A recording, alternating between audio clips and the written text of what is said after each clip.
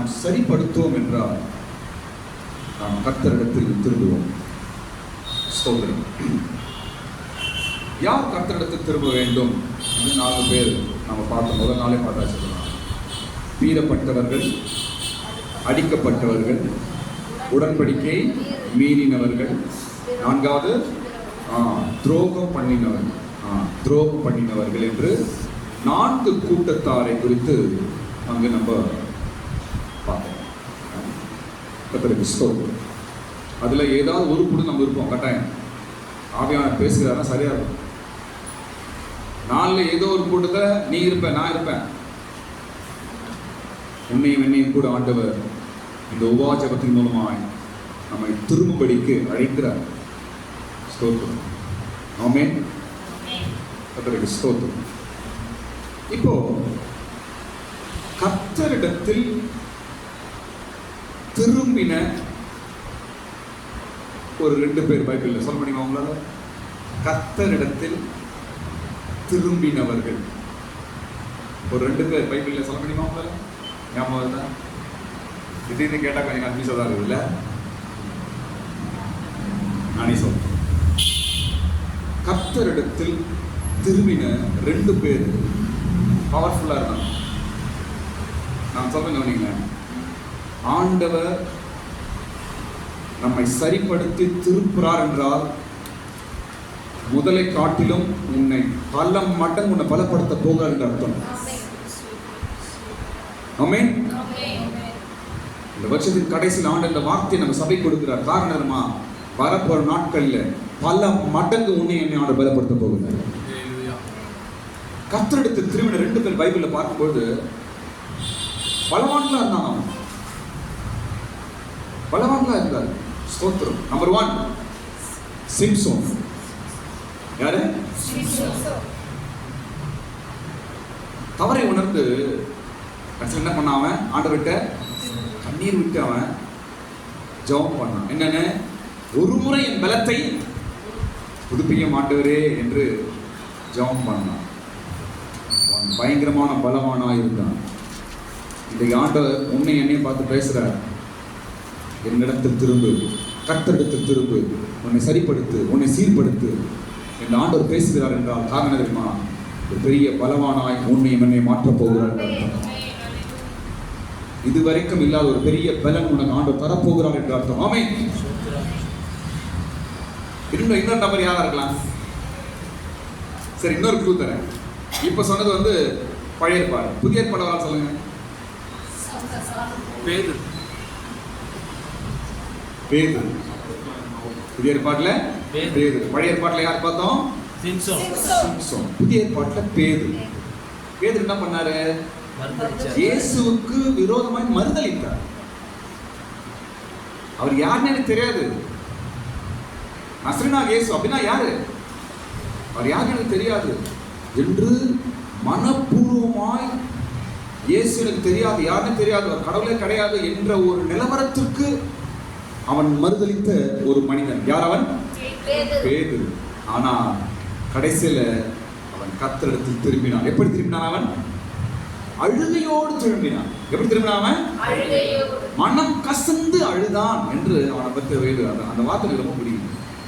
Bible இருக்கு. எப்படி அழுதான் அவன்? மனம் கசந்து. ஒரே வார்த்தை சொல்றேன் பாருங்க. குறைகள், பலவீனங்கள், கீழ்ப்படியாமைகள், ஆண்டவரை துக்கப்படுத்த, ஆண்டவரை துரோகம் பண்ணுவது அநேக நம்ம வாழ்க்கையில் வரும். ஆனால் நாம் மனம் கசந்து அழுதுருவோம் என்றால் தேவன் உன்னை உயர்த்த ஆயத்தமா இருப்பார். ஆமென். பேதுரு கர்த்தரிடத்தில் திரும்பினான். சிம்சோன் பலவான். பேதுரு எப்படி நம்ம சொல்லலாம்? 12 சீஷர்களே இவன் தான் பெரியவன் ஆயினான். அவனா சபைகளுக்கு அஸ்திபாரமே அவன் தான். பேதுரு தான். 12 சீஷர்களில யார் லீடரா சொல்லலாம்? நம்ம பேதுருவா. பாருங்க, அப்ப பலவான்கள். கர்த்தரிடத்தில் திரும்பின 2 பேரும் எப்படி இருந்தாங்க? அவங்க பலவான்களா இருந்தார்கள் என்று சொல்லப்பட்டது. கர்த்தருக்கு ஸ்தோத்திரம். அப்போ ஆண்டவர் பேசுகிறார், கர்த்தரிடத்தில் திரும்புவோம் வாருங்கள் என்று சொல்லப்படுகிறது. ஸ்தோத்திரம். நேற்று 3 காரியங்கள் பார்த்தோம். எத்தனை காரியம் பார்த்தோம் நேற்று நம்ம? என்ன காரியம் அது? கர்த்தரிடத்தில் திரும்பினால் நமக்கு நடக்கும் காரியங்கள். கர்த்தரிடத்தில் திரும்பினால் நமக்கு நடக்கும் காரியங்கள் என்று சொல்லி நேற்று 3 காரியங்களை பார்த்தோம். முதல் காரியம் என்ன? உயிர்ப்பிப்பார். நம்மை உயிர்ப்பிப்பார். கர்த்தருக்கு ஸ்தோத்திரம். உயிர்ப்பிப்பார். இரண்டாவது எழுப்புவார். மூன்றாவது சமூகத்தில் நம்மை பிழைக்க செய்வார். ஸ்தோத்திரம். நாம் கர்த்தரிடத்தில் திரும்பும் பொழுது, நம்மை சரிப்படுத்தும் பொழுது, நம்மை சீர்படுத்தும் பொழுது, ஆண்டவரிடத்தில் நெருங்கி வரும் பொழுது அநேக நன்மையான காரியங்களை ஆண்டவர் நமக்கு செய்கிறார். அதில் ஒன்று நம்மை உயிர்ப்பிக்கிறார், இரண்டாவது எழுப்புகிறார், மூன்றாவது நம்மை பிழைக்க செய்கிறார். ஸ்தோத்திரம். இவையெல்லாம் நம்முடைய வாழ்க்கையில நடக்க போகிறது. ஸ்தோத்திரம். இன்றைக்கு ஒரு 2-3 காரியம் சொல்றேன். இன்னும் 4 காரியம் நினைக்கிறேன். அது 3 சொல்றேன். இன்றைக்கு நான் பார்க்க போற 4வது காரியம் எது என்றால், கர்த்தரிடத்தில் நாம் திரும்பும் பொழுது நமக்கு நடக்கிற 4வது காரியம் என்னவென்றால், நாம் அறிவு அடைவோம். 3வது வசனம் படிங்க. ஓசியா 6:3. அப்பொழுது நாம் அறிவடைந்து, போதும். அப்பொழுது நாம் அறிவடைந்து. எப்பொழுது? கர்த்தரிடத்தில் திரும்பும். எப்பொழுது? கர்த்தரிடத்தில் திரும்பும் பொழுது நமக்கு நடக்கிற 4வது காரியம் என்னவென்றால், நாம் அறிவடைவோம். ஒரு பேர் ஆச்சரியம் பாருங்க. அறிவடைவோம். 12 பேர் சீஷர்கள் யாருங்க? மீன் பிடிக்கிறவர்கள், அறிவில்லாதவர்கள் தான். அம்மா சாப்பிட்டு கை கழுவ தெரியாது அவங்க, இல்லை சாப்பிட்டு முன்னாடி கை கழுவ கூட தெரியாது. அந்த அளவுக்கு ஒரு ஞானம், நாலேஜ் இல்லாதவர்கள் தான் அவர்கள். ஆனால் இன்றைக்கு அவங்க எழுதுகிற புதிய ஏற்பாட்டு நிருபங்கள் படிக்கும் பொழுது படிச்சிருக்க நமக்கு புரியுது. அவ்வளோ ஒரு ஆழமான அறிவு எங்கிருந்து வந்துச்சு? தேவன் கொடுத்தார். கர்த்தரிடத்தில் திரும்பும் பொழுது விசேஷமான அறிவு உனக்கு உண்டாகும். எதை குறித்து அறிவு வேணும்? எதிர்காலத்தை குறித்தா, பிள்ளைகளை வளர்க்கறதை குறித்தா, குடும்பத்தை நடத்துறது குறித்தா, எதை குறித்து உனக்கு அறிவு வேண்டும்? நீ கடவுளிடத்தில் திரும்பும் பொழுது ஆண்டவர் அதை கேட்ட அறிவை உனக்கு தருவார். ஆமென். அறிவை தருவாருங்க. உலகத்துல இன்றைக்கு இந்த முற்காலத்தில் இருந்த எல்லா சயின்டிஸ்ட்லாம் யாருங்க? சொல்லுங்க. கிறிஸ்டியன்ஸ் தான். அது முக்கியம். எல்லா சயின்டிஸ்ட் வயசெல்லாம் 18-20. தாமஸ் ஆல்வா எடிசன் லைட்டு கண்டுபிடிக்கும் போது அவர் வயசு 18 வயசு தான். 18-20 வயசு தான். எல்லாம் கிறிஸ்தவர்கள் தான். இவ்வளவு அறிவு என்ன வந்துச்சு? கர்த்தர் கொடுத்தார். நாம் அறிவடைவோம். ஒரு முறை உங்களை நீங்க சரி பண்ணி கடவுள் பக்கம் நீங்க திரும்பி பாருங்க, உங்க லைஃபை புரட்டி போட்டுறாரு. ஒரு முறை ஆண்டவருக்கு நீங்க முழுசா ஒப்பு கொடுத்து உங்க லைஃபை நீங்க ஆண்டவர்களை ஒப்பு கொடுங்க, உங்க வாழ்க்கையை பல மடங்கு பிரகாசிக்கிற வெளிச்சமாய் மாற்றி விடுவார் ஆண்டவர். ஆமென். நாம் அறிவடைந்து அந்த ஒரு ஆச்சரியமான அறிவை தருவாருங்க ஆண்டவர். விசேஷமான அறிவை தருவார். ஸ்தோத்திரம். இன்னொரு வசனம் சொல்ல போறோம் பாருங்க. ஜனங்கள் ஏன் சீர்கெட்டு போகிறார்கள் என்றால், ஓசியா 4ஆம் அதிகாரம் 6ஆம் வசனம். ஓசியா 4ஆம் அதிகாரம் 6ஆம் வசனம். என் ஜனங்கள் அறிவில்லாமையினால் சங்காரமாகிறார்கள். போதும். என் ஜனங்கள் அறிவில்லாமையினால் என்ன ஆகிறாங்களா? சங்காரம் ஆகிறாங்க, அழிஞ்சு போறாங்க, கெட்டு போறாங்க. எதனால? அறிவில்லாமை. அறிவில்ல, அறிவில்லாமல் கெட்டு போகிறார், சங்காரம் ஆகிறார்.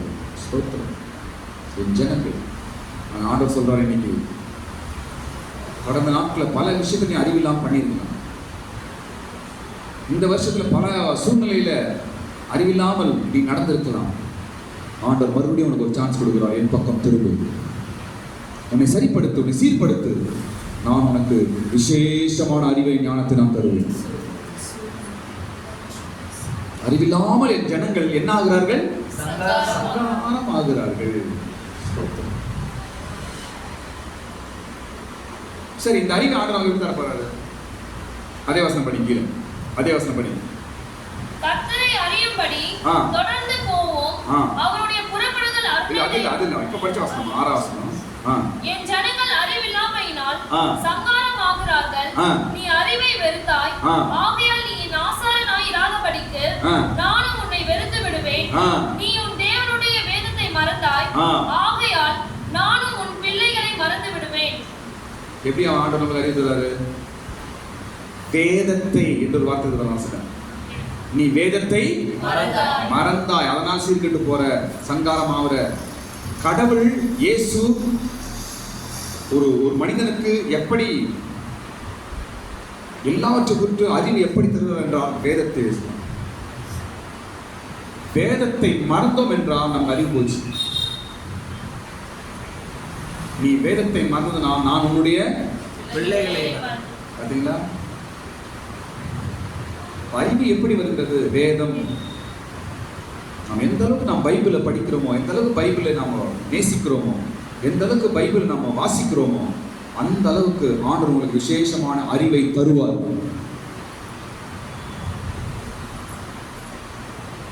நிலவுக்கு போன நீல் ஆம்ஸ்ட்ராங், அவதான் முதல்ல நிலவுக்கு போனார்.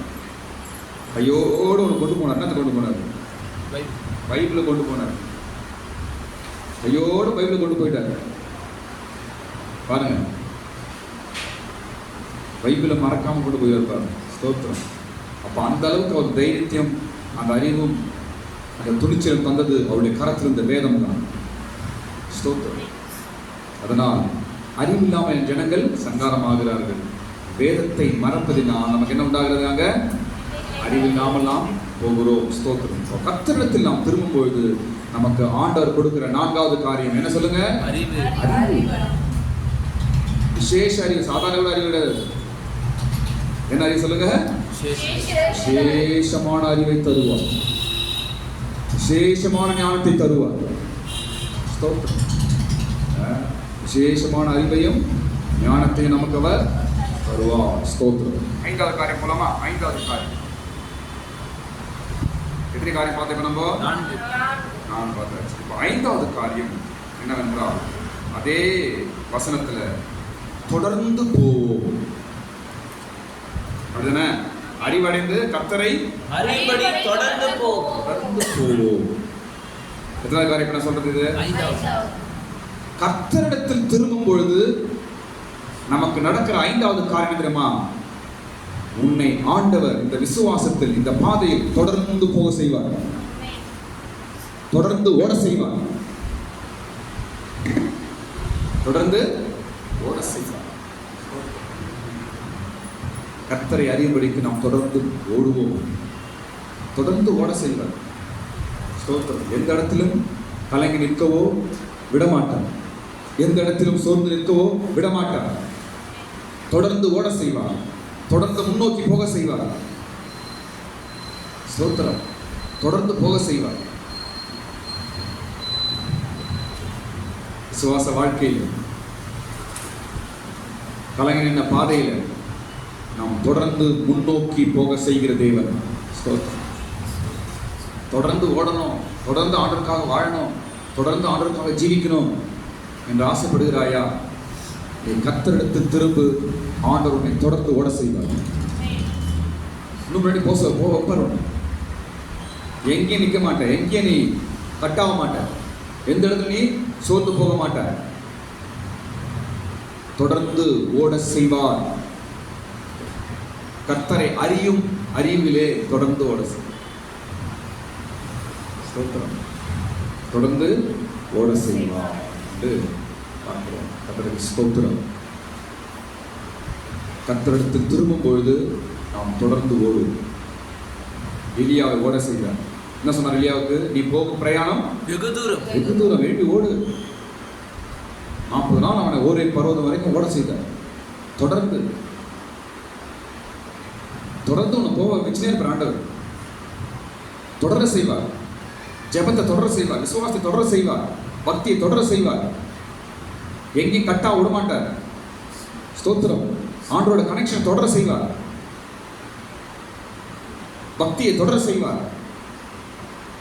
எங்கெங்க எதை விட்டு அதெல்லாம் தொடர செய்வார் ஆண்டவர். ஆமென். தொடர்ந்து ஓடுவோம், தொடர்ந்து போவோம். ஸ்தோத்திரம். புதிய வருஷத்துல ஆண்டவர் மறுபடியும் உங்களை கொண்டு செய்ய வேண்டிய காரியத்தில் ஆண்டவர் தொடர்ந்து உங்களை நடத்துவாராக, தொடர்ந்து உங்களை ஓட செய்வாராக, தொடர்ந்து ஊழியங்களிலும் பக்திகளிலும் விசுவாசத்திலும் ஜெபத்திலும் ஆண்டவர் உங்களை நடத்துவாராக. கர்த்தரிடத்தில் திரும்புவோம், சீர்படுத்துவோம். எது ஆண்டவருக்கு பிரியமில்லை, எது நான் செய்யணும், எது நான் செய்யக்கூடாது என்ற காரியத்தில் சரிப்படுத்துவோம். சீர்படுத்தும் பொழுது தேவன் நம்மை தொடர்ந்து ஓட செய்வார். சாத்தான் என்ன பண்ணுவான்? எப்போ இவங்களை கட் பண்ணி நிறுத்தலாம்னு பார்ப்பான். எப்போ இவங்க சர்ச்சை கட் பண்ண வைக்கலாம், எப்போ இவங்களை பைபிள் படிக்காம கட் பண்ண வைக்கலாம், எப்போ இவங்களை ஜெபம் பண்ணாம கட் பண்ண வைக்கலாம், எப்போ இவங்களை கடவுள்கிட்ட நெருங்காதபடி கட் பண்ணலாம். கட் பண்றது அவன் வேலை. கனெக்ஷனை கட் பண்றது பார்க்கமா யாரோட வேலை? சாத்தானோட வேலை. ஆனால் கனெக்ஷன் கொடுத்து ஓட செய்வது இயேசுவோட வேலை, தொடர செய்வது இயேசு. ஆமென். தொடர்ந்து ஓட செய்வாராக. தொடர்ந்து ஓடுவோம். புதிய வருடத்தில் தொடர்ந்து ஓடுவோம். எதை விட்டு இருக்கிறோம் அதெல்லாம் தான் பிடிக்கலாம் மறுபடியும். ஆமென். எதை விட்டு இருக்கிறோம் அதெல்லாம் தொடர்ந்து நம்ம பிடித்து ஓடுவோம். தேவன் நம்மை ஓட செய்வார். எத்தனை காரியம் பார்த்துக்கிறோம் இப்போ நம்ம? 5 காரியம். 2 இருக்குது, நாளைக்கு நான் சொல்றேன். டைம் ஆயிடுச்சு. 2 இருக்குது, நாளைக்கு சொல்றேன் நான். ஸ்தோத்திரம்.